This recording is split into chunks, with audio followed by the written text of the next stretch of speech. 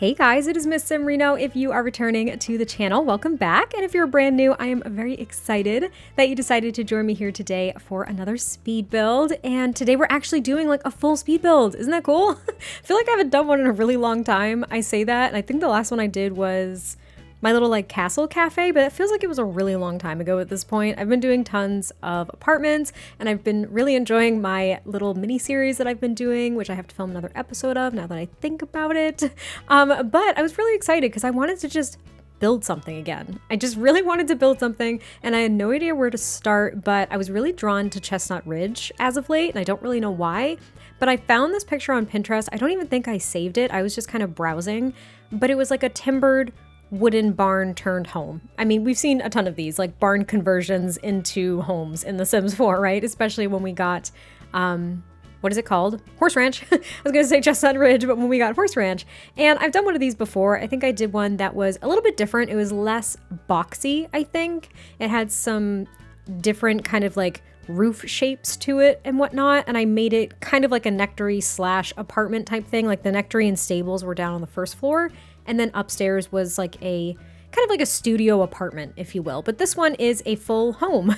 So you've got all of the living spaces downstairs, but it is only a loft 1-bedroom home as well. So this is ideal for like a single sim or a couple because there's only that one single bed. If you wanted to, you could probably finagle the top floor plan, like the upstairs floor plan, and make it 2 bedrooms, but it could be a little bit difficult. I mean, I struggled with it. Doesn't mean it's impossible, but I just thought it best kind of fit to make it a loft, and I thought it was kind of a fun idea. Also, if you haven't noticed, do you like my terrain replacements? Do you like them? They're kind of old news at this point, and I've seen other people use them before, but I finally put them in my game, and I just needed a little bit of a change. I love them. The actual terrain looks so much more real and less cartoony. And I think the rocks look really nice, especially in Chestnut Ridge. Now, it is, I can't necessarily say it's like hefty because I don't know the size of the files, but there are essentially multiple terrain replacements for each world. So I have a whole folder in my mods folder now that's just dedicated to terrain replacements.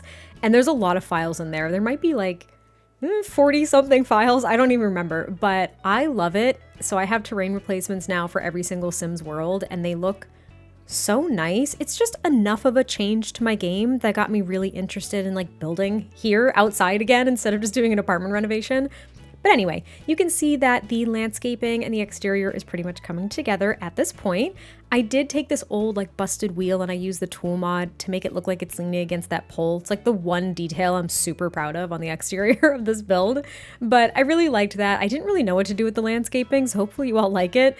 I haven't done true landscaping now in what feels like a long time as well, so I had no idea what to do. And I think I've always struggled with landscaping in Chestnut Ridge as well, even in this more lush area compared to kind of the deserty dry area, because there is a neighborhood that's kind of like that. I've always struggled with it and I don't really know why that is, but we're on to the interior and I did use some platforming in here. So when you walk in, I want to say the entryway and then the dining space, which is basically kind of in the heart of the home, is actually raised up 1 level, and that's because the front stoop is technically a platform, which raised everything up 1, so I just kind of mimicked that inside as well. So the kitchen and the living room are sunken, technically. I thought it was kind of a fun dynamic, like a fun little dynamic thing to add, I should say. And I also didn't use the archways that came with Horse Ranch. I created my own with columns and the spandrels just to make them a little bit bigger, make everything seem a lot more open, because I didn't want the kitchen and living room to feel super closed off with them being the smaller rooms compared to the dining room.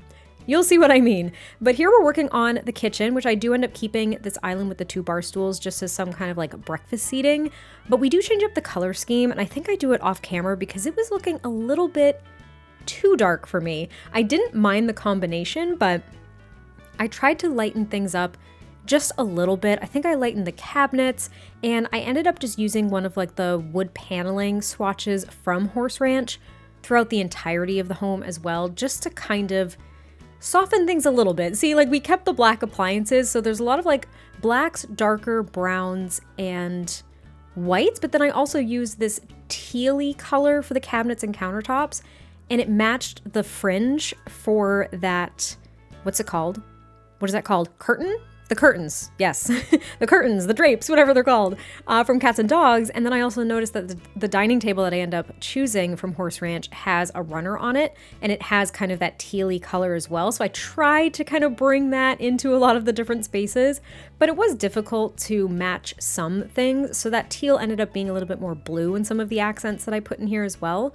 But I really liked the kitchen. It seemed very simplistic to me, but I hadn't done a kitchen like this in so long. So actually, when I think about it, the last full build I did was a cafe, so I haven't done a home like this in months? Is that true? Am I misremembering? No, I think it's been months since I've done... I can't even call this a family home because it's only for like a single sim or a couple, but I haven't done a residential home like this in a really long time now. Wow, that's why I was so indecisive with this build. That is why I struggled with it. But anyway, the kitchen is pretty much done, and this is going to be the dining space. Now, I was thinking that the sim that lived here, or the couple, they love to entertain. So they have this big dining table with tons of seating, and then they have a backyard as well, which I didn't make it into like this extravagant entertainment space, but they have the room to do that if they want to. And I just really liked the dining table. I really liked how it's kind of in the center of everything, and how we have the big sliding glass doors on those little tracks that come from the entryway into the dining room. I just thought it looked really nice because there's so many different entry points. Like we've got the back door, and then there's also a balcony upstairs with another door. It's where all the doors are. It made it really difficult to floor plan. But here is going to be the living room. So I went with the black swatches of all of the couches and chairs because I wanted to tie in those darker elements from some of the other spaces. And I decorated the entryway off camera quickly because I put like a bench and a lamp. It really wasn't that intense.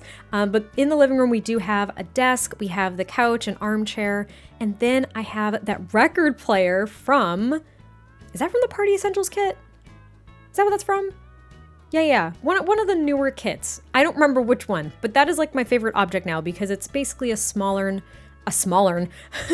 smaller, more contemporary record player compared to the one that we got with Get Famous that looks a little too extravagant for your everyday build. So I loved adding that record player because that way when they're entertaining in the dining room, they can have music playing from the living room. I just really liked that idea. And I also used this one single painting from Horse Ranch in different swatches throughout the whole build. It just kind of worked. I didn't really have that much wall space to play around with in this one, so I thought it was kind of nice. And then I also, this is where I made the loft space, and I put that bigger chandelier right in the entryway, which was, oh my gosh, it's like one of my favorite things to do. I love when I have the opportunity to use a bigger chandelier like that, especially when it's a lofted area. It's just, I don't get to do it a lot, so I was really excited about it. But here's the bedroom, and this was kind of difficult to lay out. I didn't really know how to lay it out.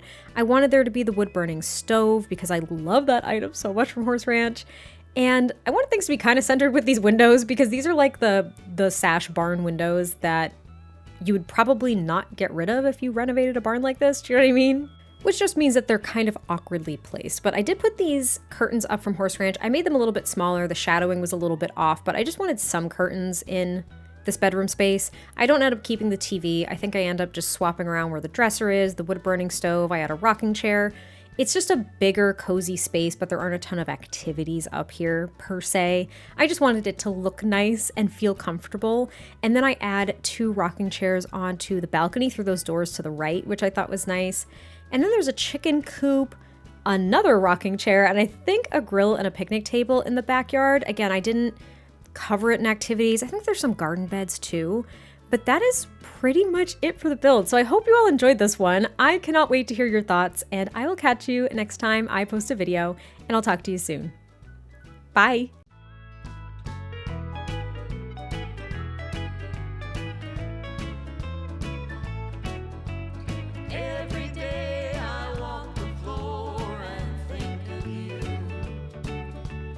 Every night I pray the Lord will see me through. Every time I think I find a love that's true, I fall right back to walk the floor and think of you.